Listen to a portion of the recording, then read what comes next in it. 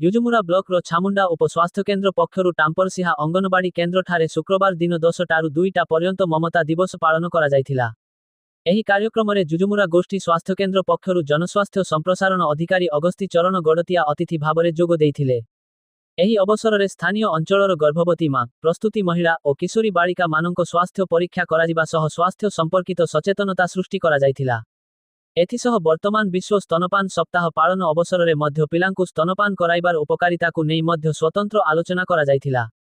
ତେବେ ଟାମ୍ପରସିହା ଠାରେ ଅନୁଷ୍ଠିତ କାର୍ଯ୍ୟକ୍ରମରେ ସ୍ଥାନୀୟ ଅଞ୍ଚଳର ଅଙ୍ଗନବାଡ଼ି ଆଶା ମାନଙ୍କ ସମେତ 14 ଜଣ ଗର୍ଭବତୀ ମା, ପ୍ରସ୍ତୁତି ମହିଳା ମାନେ ଉପସ୍ଥିତ ଥିଲେ।